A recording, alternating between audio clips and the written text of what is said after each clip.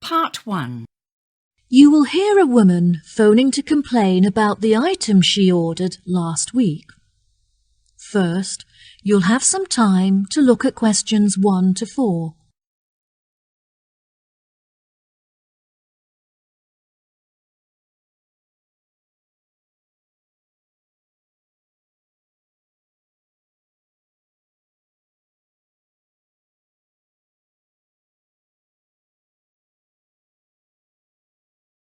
Listen carefully and answer questions 1 to 4.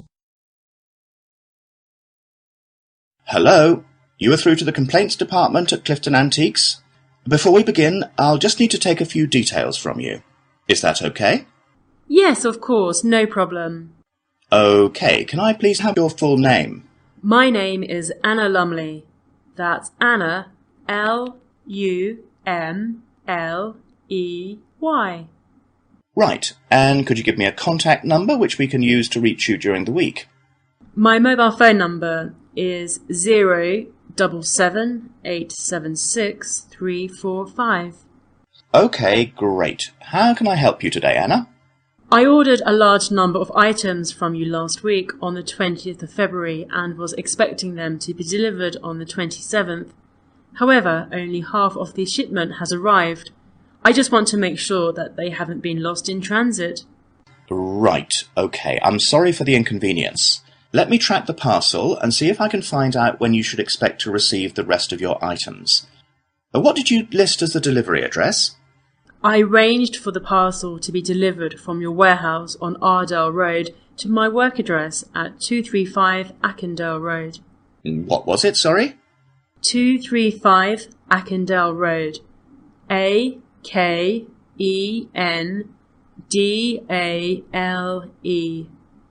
Eastsea? Yes, Eastsea. Right, okay. I've found your parcel here on our system. I can see that you've received your shipment, however, nothing is mentioned about the missing items. I would advise that you wait for 2 days, and if the other items don't arrive then, it may be necessary for you to claim insurance coverage for the value of the items. How much are the missing items worth? They cost me $34,500. Well, the insurance company will cover you for 10% of the value, so you could claim $3,450 from them. Just fill in the form on our website, and when the loss is confirmed, you'll receive the money within 1 week. We will refund the rest of the money to you within a month, so you won't suffer a financial loss. That sounds fine. Before you hear the rest of the conversation, you have some time to look at questions 5 to 10.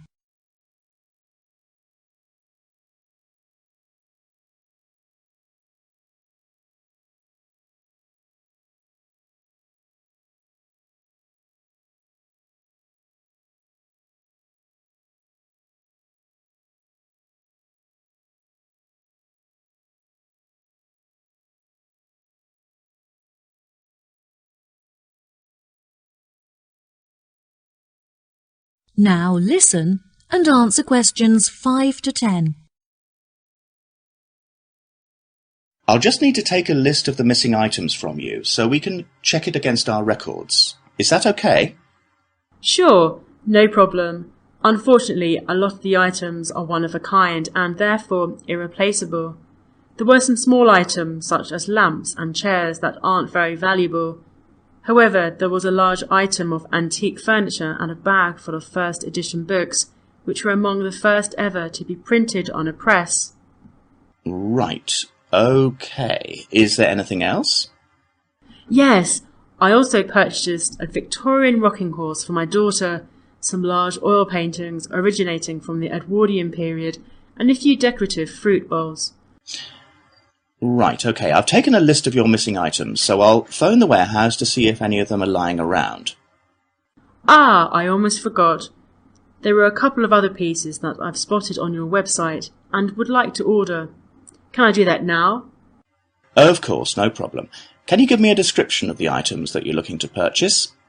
There was a gold clock and a golden framed vintage mirror. Okay, perfect. I'll charge the items to the payment card that you used before, and they should be delivered to you within the next week. Is there anything else that I can do for you today? Yes, 2 of the items that I received in the shipment are damaged, so I need to make a claim for a partial refund. Oh, I'm sorry to hear that. I need to take down a few details of the actual damage over the phone before you put in a full report. Can you tell me which pieces are damaged? A drawer is missing from the antique mahogany desk, and there is also a dent on one of the corners, so it's unusable. I see. Any idea of the price of repairing it? No, well, I don't think it can be repaired. I will need a new one. Okay, I'll make a note of that and we'll see what we can do. Anything else? I also purchased a set of dining chairs with navy leather padding. However, the colour is faded and one of the legs has completely split down the middle. Okay, are there any other damaged pieces? Yes, I purchased a set of Chinese crockery to furnish my dining room table. However, when I opened the box, I found that a cup was missing and that some plates had smashed. 4, actually. And is that all of the items? Yes, I think that's all. Right, I'll calculate the value of the damaged items and we'll issue you a refund. Okay, thank you so much for your help. No problem at all, it was my pleasure. Goodbye. That is the end of part 1. You now have half a minute to check your answers.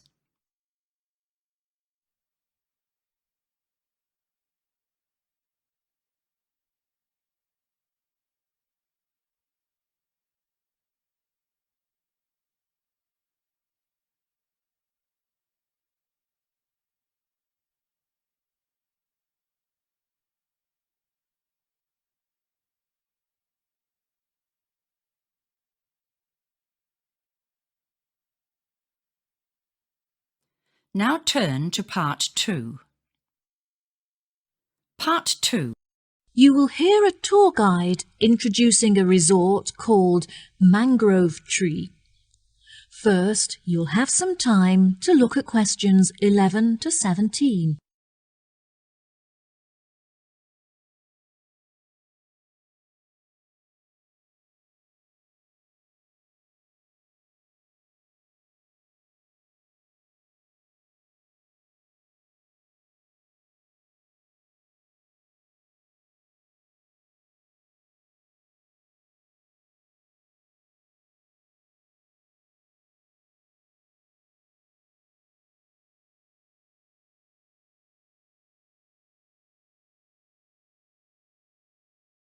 Now listen carefully and answer questions 11 to 17.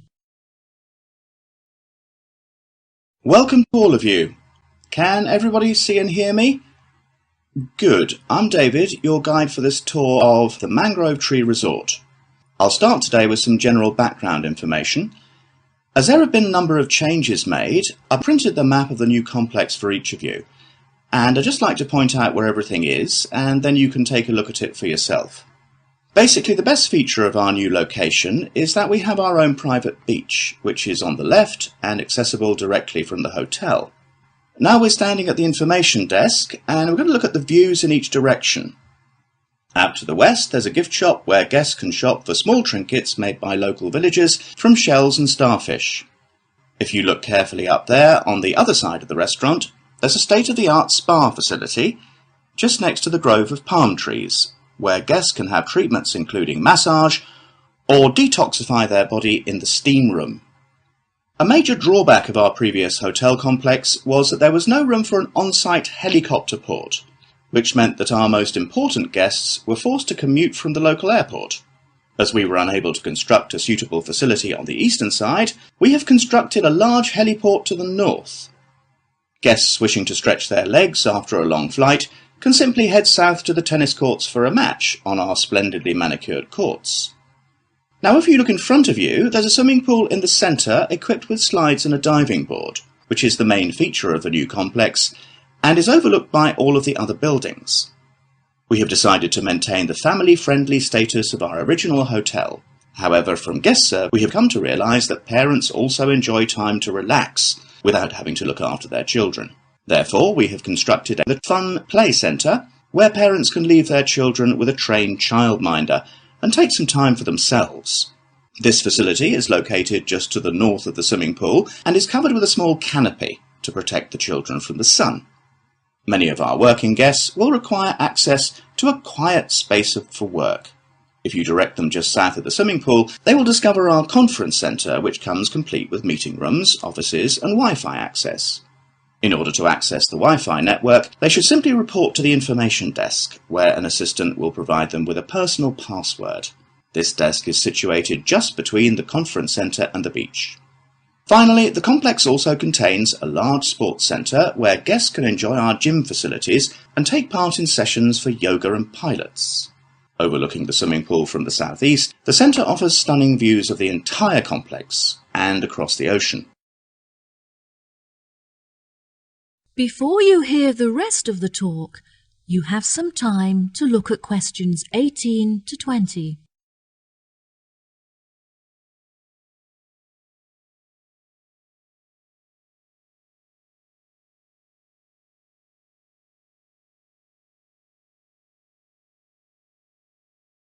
Now listen and answer questions 18 to 20. Next, I would like to discuss our new restaurant, which is run by the award-winning chef Alberto Brava. Every week he will offer a new menu of fresh seafood, such as crab and sea bass, which has been caught that day by local fishermen. The daily menu will include a range of organic meats and vegetables freshly grilled on the barbecue, served with a selection of specially prepared sauces and spices. There is no menu specifically for vegetarians. However, there will be a large range of grilled vegetables for them to choose. The hotel now has a selection of suites to cater to our more discerning guests and provide for special occasions. As these suites are finely decorated with furniture and paintings, they are not suitable for families with children. Our Tiki suite is the finest of them all. It is slightly too ornate for business people, but would be perfect for couples on their honeymoon who may even have been married in the hotel. Finally, I would like to share some exciting news. Our hotel has won awards in the past for its fantastic service. However, we have just won the prestigious Green Award for our efforts in reducing our carbon footprint. The award will be proudly displayed in the restaurant facility, where it can be admired by our guests and staff alike. Well, here we are back at our starting point, the information desk. That is the end of part 2. You now have half a minute to check your answers to part 2.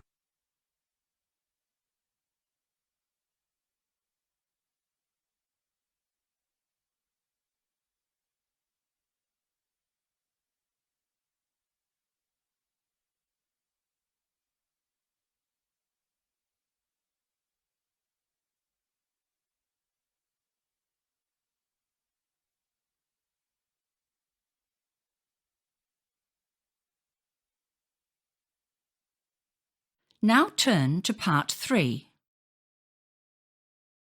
Part 3. You will hear a conversation between two students, James and Kate, talking about their studies and part-time jobs. First, you'll have some time to look at questions 21 to 25.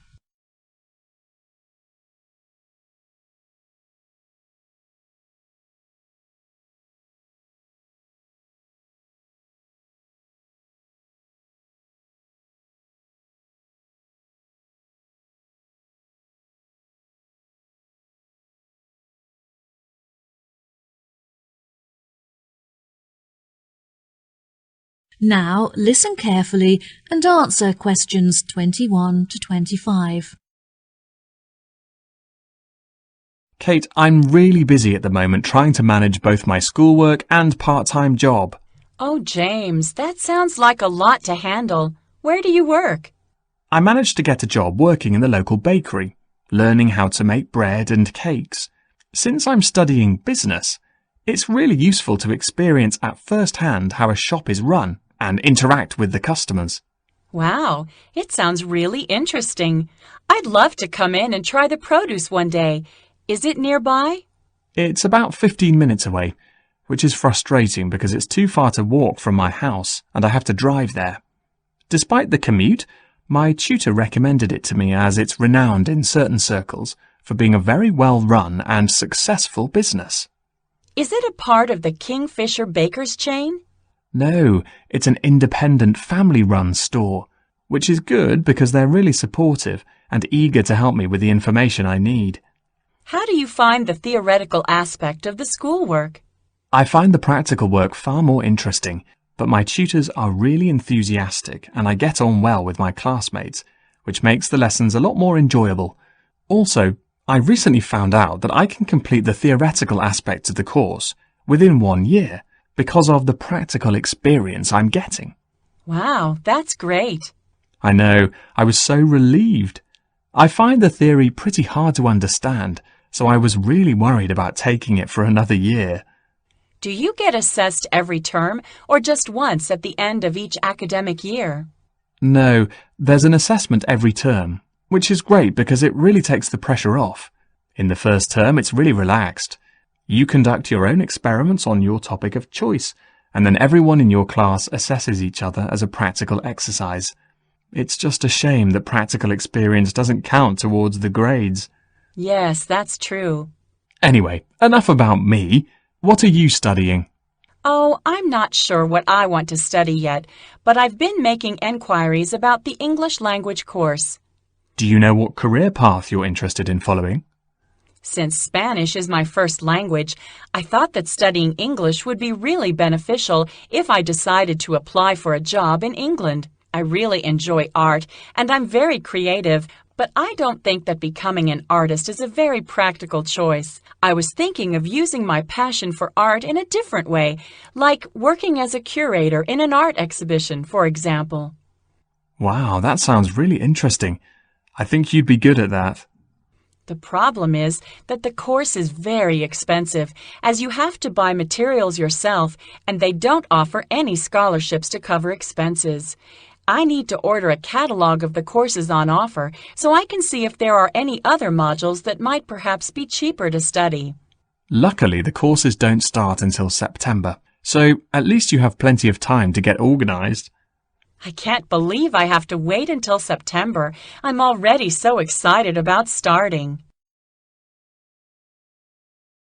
Before you hear the rest of the conversation, you have some time to look at questions 26 to 30.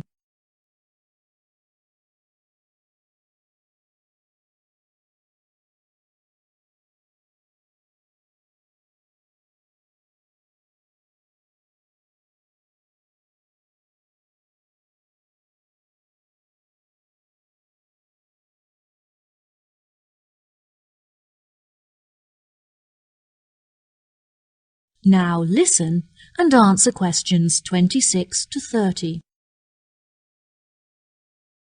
What other art-focused modules could you choose from? History of art is my first choice, since there isn't so much expense involved. I think it would be really interesting, as they invite a number of guest lecturers from across the globe to speak on specialist subjects. That sounds great. What about sculpture? Well, sculpture looked like a really suitable option at first, since it's the easiest course. But again, the utensils and materials aren't provided, so you have to spend a lot of money on supplies. I'm also considering the option of digital painting. There isn't much reading involved, and the accommodation is located inside the studio, so you would never have to worry about commuting. Commuting is such an inconvenience, so that's definitely a big advantage. What do you think of art theory? That's definitely an option for me. There are no exams, as you get assessed on your coursework and research is conducted independently, so you can work from home, which is really convenient. The only other option is photography, but I'm not so keen on that. Why not? I've just never really been interested in it, and I see it more as a medium for documentation rather than an art form. You're also required to buy one of those really expensive cameras with a digital display and micro-focus capabilities, which I can't afford. Well, let me know what course you decide on. I will. Thanks for talking it over with me. No problem. See you later. That is the end of part 3. You now have half a minute to check your answers.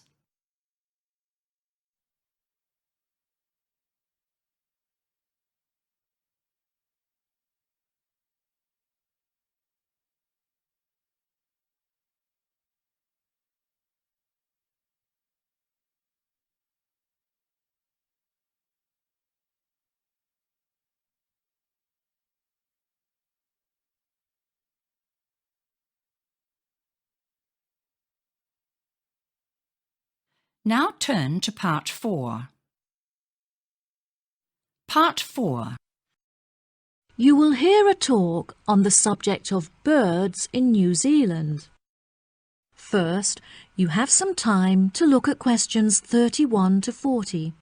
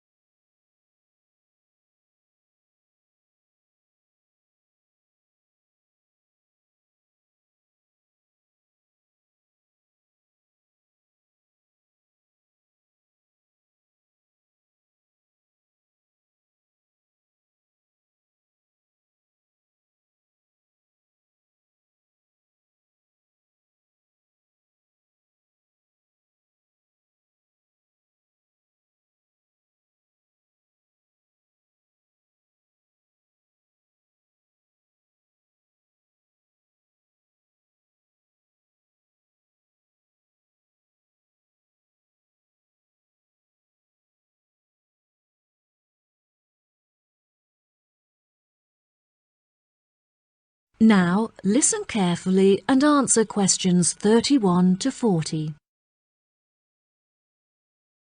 Good morning, everyone. Today we're going to look at birds native to New Zealand, delving into the facts and exploring methods of protecting these species from extinction. It may surprise you to hear that there are thousands of bird species that are endemic to New Zealand. That is to say, that they are not found anywhere else on the globe. Since most of these birds live on a diet of freshly caught fish, they often nest along the coastline, or if they need to catch freshwater fish, the neighbouring river. Once they have mated, the female birds will collect twigs and pieces of debris to build nests where she can safely hatch her eggs out of the reach of predators. When humans arrived in New Zealand about 700 years ago, rats were carried on the ships with them. The rats flourished in the warm climate and put pressure on the native bird populations, in particular on the flightless species. In 1984, researchers found that only 3 pairs of flightless bird species remained in existence, and that even these faced severe threats. New Zealand is now a world leader in facilitating the recovery of severely endangered species from the brink of extinction. Every year, researchers carry out surveys in order to monitor the fluctuating levels of bird numbers and species living in New Zealand. Due to the migration patterns of many of the species, it is particularly hard to estimate the bird numbers accurately, since many may have flown to other countries in search of mates and warmer climates, and thus not appear in the survey.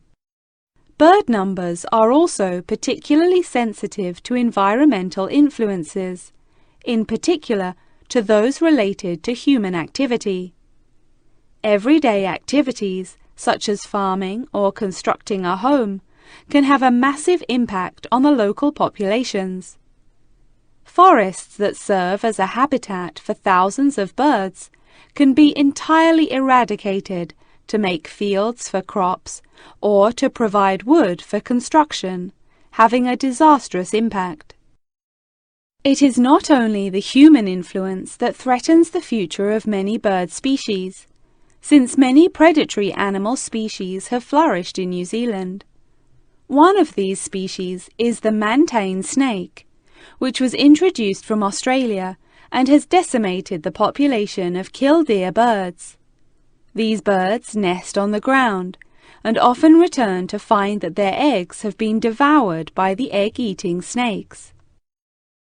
One cannot dismiss, of course, the pressure that nature itself imposes on the survival of many bird species. Natural disasters, such as storms, can be devastating, tearing apart forests and leaving thousands of destroyed nests in their wake. Monsoons flood the rivers and often drown many of the flightless bird species that are unable to escape. Unfortunately, the greatest threat to bird numbers in New Zealand is illegal hunting, which is almost impossible to prevent. Many endangered bird species are on display at the National Zoo, and it is essential that urgent measures are taken to protect them. The zoo recently employed an expert in bird protection, who recommended that they should employ a guard to protect their birds from poachers. The expert also pointed out that the birds can become very stressed in situations where the public are able to approach them too closely, suggesting that the administration install a fence network to keep the public a safe distance away from the birds. Despite this threat to birds in captivity, it is the freely roaming birds that are most at risk. Efforts are being made to educate people on how they can contribute towards protecting birds that are living in the wild. Finally, research has shown that one of the most effective methods of informing the public on the importance of protecting the bird populations is through the media. I advise you all to read the articles written on this topic in specialist journals, and also carry out research on the internet. Each and every one of you could make an enormous contribution to the protection of birds if you put your mind to it. That is the end of part 4. You now have half a minute to check your answers.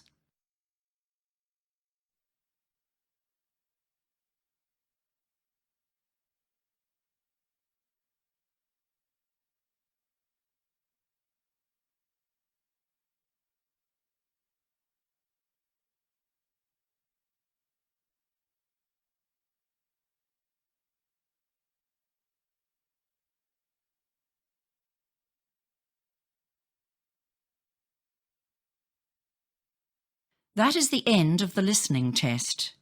You now have 10 minutes to transfer your answers.